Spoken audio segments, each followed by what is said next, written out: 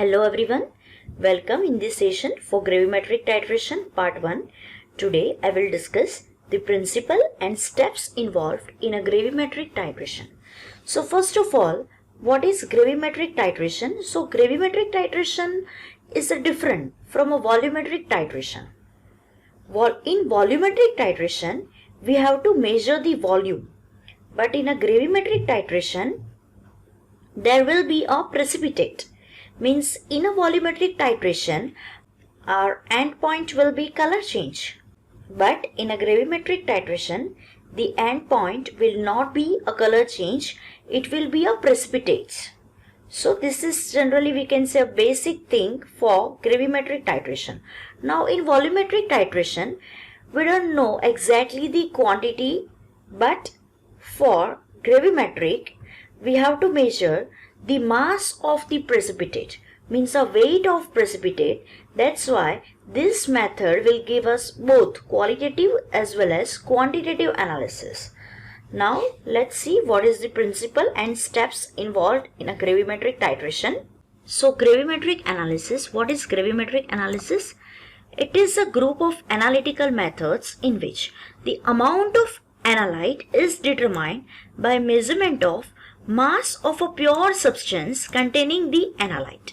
Means what? Here we have to measure the mass, means we can say a weight of the pure analyte.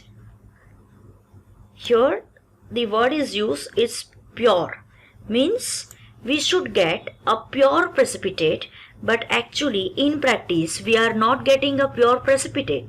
So we have to remove the impurity by different methods that we will see in the next lectures.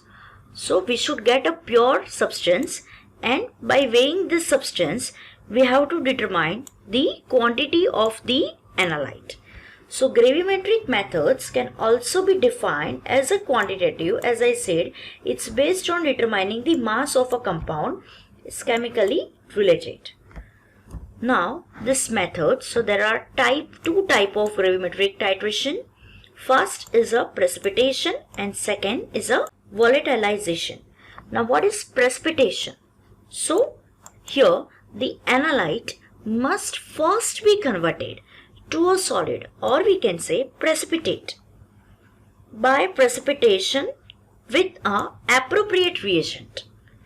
Here our analyte will react with the appropriate reagent and it will give us a precipitate, and this precipitate will be end point of our gravimetric titration. So the precipitates from solution is filtered, then we have to wash it to purify it, and we have to weigh, and after that we have to do calculations. Now the second method is a volatilization. So in this method we have to go reverse. We have to do reverse process. Here what we have to do, the analyte or its decomposition product are volatilized, means we have to dry it and then collected and weighed. The mass of volatilized product is determined indirectly by loss of mass of sample. So here we are measuring the volatilized product. So it's an indirect method, but generally we have to use a direct method. That's why we have to use this precipitation method for gravimetric analysis. Now the example, if we will see the example of precipitation, if I say calcium can be determined gravimetrically by precipitation of calcium oxalate and ignition, means there will be a starting of the burning of oxalate ion to calcium oxalate, means there will be a reaction of calcium and oxalate ion. It will form a calcium oxalate. So we will get a precipitate of calcium oxalate, and we have to determine the mass of a calcium oxalate by weighing. First we have to weigh our precipitate, and we have to determine the mass of our precipitate. Now The next example is for volatilization. So for volatilization, if we will take, say for example, of water. So water can be separated from most inorganic compounds. We can separate the water from inorganic compounds by ignition. So the evolved water can then be absorbed or any one of several desiccants. So the weight of water evolved may be calculated. Here we are not measuring the inorganic compound. Here we are measuring the weight of water and we have to calculate from gain in weight of the adsorbent. So this is the reverse process. So not all insoluble precipitates are well suited for gravimetric analysis. It's a very important thing. Not all insoluble precipitates are suitable for gravimetric analysis because gravimetric analysis is depend on only precipitates. So we have to weigh precipitate, we have to pure, we have to wash our precipitate, we have to purify. After that we have to see and we have to measure the weight of our precipitate. Now advantages of gravimetric analysis. So obviously there are many advantages as it gives qualitative as well as quantitative analysis. So it's accurate and precise method. It's potentially more accurate and more precise than other volumetric analysis. Possible sources of errors can be checked. We can check the possible sources of errors, like the problems we have to avoid, that is temperature fluctuations, calibration errors, other problems with the volumetric analysis that will not happen here. It is an absolute method and relatively inexpensive. That's why we have to use this method whenever possible or wherever possible. Now we will see the very important part of gravimetric analysis. So there are many steps. It's a steps involved in a gravimetric analysis. So there are generally 8 steps, but the 8th one is for calculation. That's why basically there are 7 steps for gravimetric analysis. We have to see in detail turn by turn. So just imagine that in your laboratory you are performing practical. Okay, so first of all, the first step what we will do is a preparation of solution. After that we have to produce the precipitation. Means there will be a reaction between your analyte and reagent and there will be a precipitate. So after get a precipitate, we have to do digestion.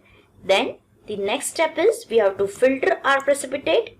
After that we have to wash the precipitate. After that we have to do drying of our precipitate or ignition. To remove the impurity, we have to burn it. Then we have to weigh our precipitate. Now we will see all these steps in detail one by one. So first of all, our first step is a preparation of analyte solution. Obviously, whatever sample we have to measure, okay, so we have to make a solution of that particular sample. So gravimetric analysis usually involves a precipitation of analyte from solution. So first step we have to do sampling and second step prepare the analyte solution. We have to dissolve if there is a need of dissolution.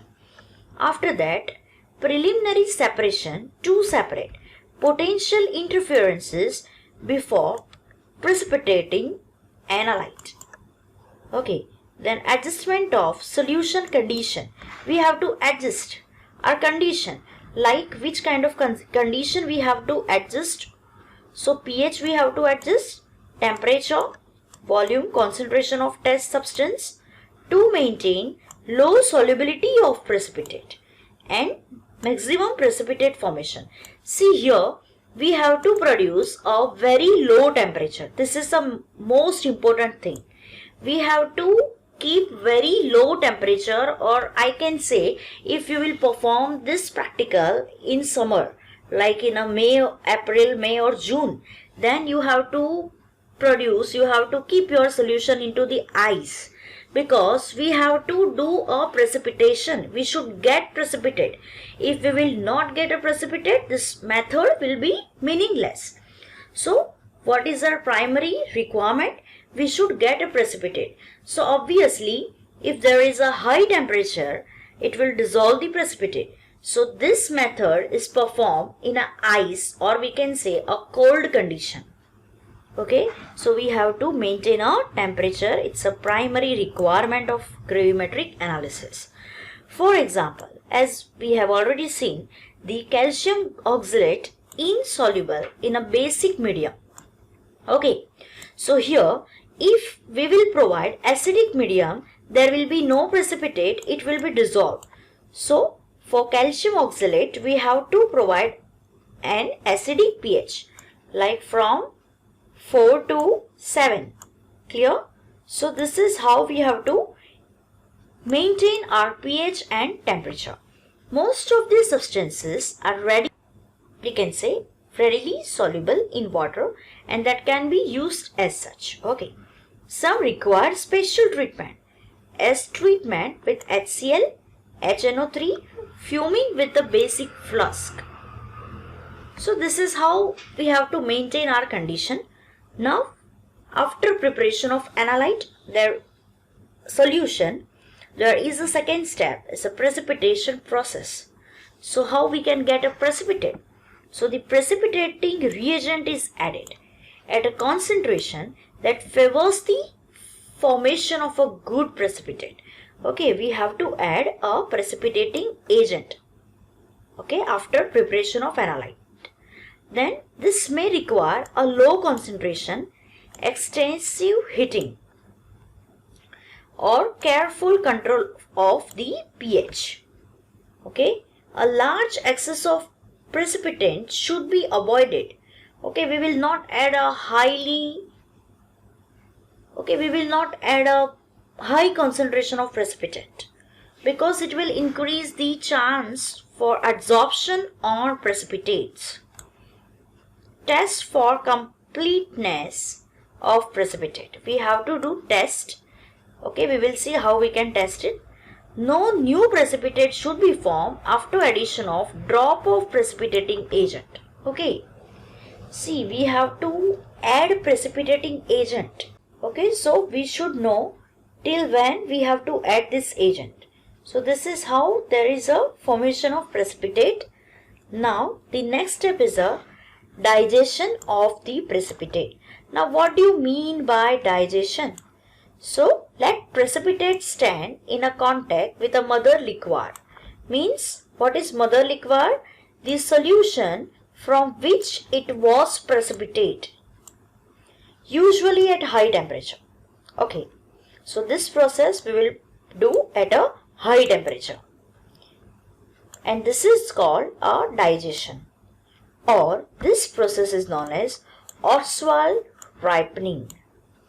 These small particles tend to dissolve and precipitate on the surface of a larger crystals. These small particles tend to dissolve. Means here what happened in this process, whatever small, obviously if we are providing heating, so small particles will be dissolved and it will precipitate on the surface of a larger crystal. So digestion make a larger crystal. Okay, obviously, see, if there is a very small particle size, then what happen? It will dissolve in the solution. So we should require a high surface area. So we should require a high particle size. That's why it can produce a larger crystals. It will reduce a surface contamination. It will reduce crystals imperfection.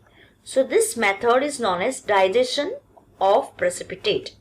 After this method, what we have to do, we get all the precipitate. So what we can do, we have to do filtration.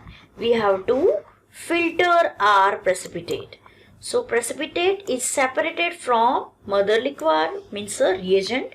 So choice depends on nature of precipitate, means which filter paper.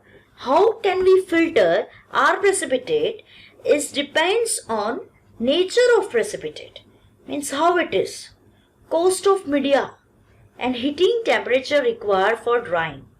Okay, means we have to use our filtering medium like a filter paper, filter pulps, filter mats and crucible fitted with a porous plate. We can say sintered glass filters we can use to filter the precipitate. Now after filtering, first we will see how we can filter. So there are some example of a filtration media, like we can use the filter papers like ash-slash filter papers, number 41 for fast filtration, 40 for medium filtration and 42 for slow filtration. Then 541, 540, 542 for greater mechanical strength filter pulps that we can use of this number. Then filter mats. For filter mats we can use the Kuch crucible. Here generally we have to use the crucible. Then sintered glass crucibles, like types, there are a type of G1 type, G2 type, G3 and G4. So they are resistant to chemical and easy to clean. So we have to use this filter media for filtration of precipitate. They are different from the other methods. Now after filtration, see, this is what our precipitation process means. Which precipitation we are getting over here? We are getting here, it's a pure, or we can say a complete precipitation. I can say we are getting a not much pure but complete precipitation. Okay, complete precipitation we will get. So sintered glass crucible are used to filter the precipitate. Here see, you can see this is our sintered glass crucible. So the crucibles first clean, what we have to do, first clean our crucible and then subject it to the same regimen of heating and cooling as that required for precipitate. Okay, we require both things for precipitates, sometimes cooling, sometimes heating. So we have to provide that particular medium or environment we can say. So this process is repeated until constant mass has been achieved. This is a very important point. Till when we have to repeat this process? Until consecutive weighing differ by 0.3 milligram or less. Means what? There should be a difference. Means what? After this process we have to all time weigh our precipitate and there will be a no difference, or we can say the difference of less than or equal to only 0.3 milligram from first weighing to second weighing. That means we are getting when this thing happen, means we can say that yes, we get our precipitate now.